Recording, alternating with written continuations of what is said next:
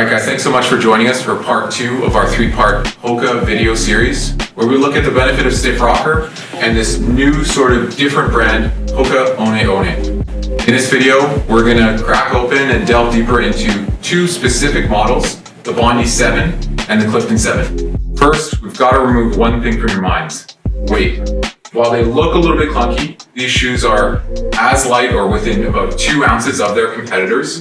Often you pick up the shoe and you think, oh my gosh, it's gonna weigh so much, but no, HOKA's done an amazing job of adding all that cushion without adding a lot of weight. Then let's look at the heel height. It's a conversation we have on the sales floor almost every day, and looking at our drop or our ramp angle. These shoes, although they kind of are in that maximal category, surprise a lot of people because the Bondi 7 comes in at a 4mm heel height, so that's heel to toe angle, and the Clifton 7 at a 5mm heel height. So it's interesting to see how HOKA has blended this maximal approach with a little bit of minimal influence in it.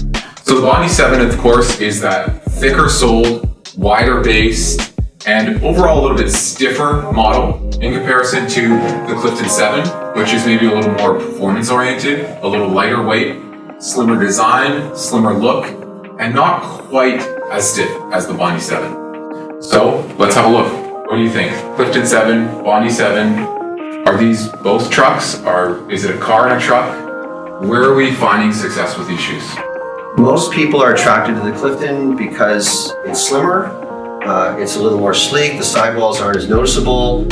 It's kind of like your lightweight truck, SUV. This shoe is not as stiff. Because it has a slightly lower stack height in the sidewalls and the wrap sole isn't as high, Sure. it lends itself to being a little more bendy. Again, still of a high stiffness rating, but if you take a person who is maybe 250 pounds, really heavy on their feet, and they wear it a lot, this shoe is going to become more flexible. If you're dealing with some pathologies that require the foot to remain stiff throughout the entire life of the shoe, this is not the model for you. Yeah.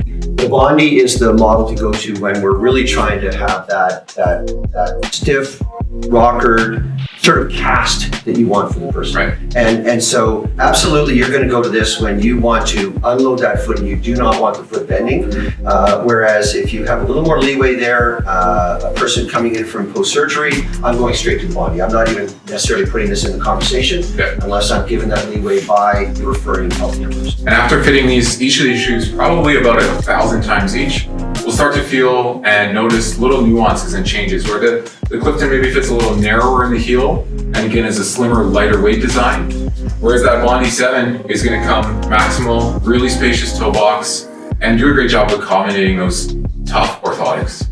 One of the podiatrists say to me, 90% of the people who walk in my office could benefit from HOKA. Yeah. That's a big statement. Yeah.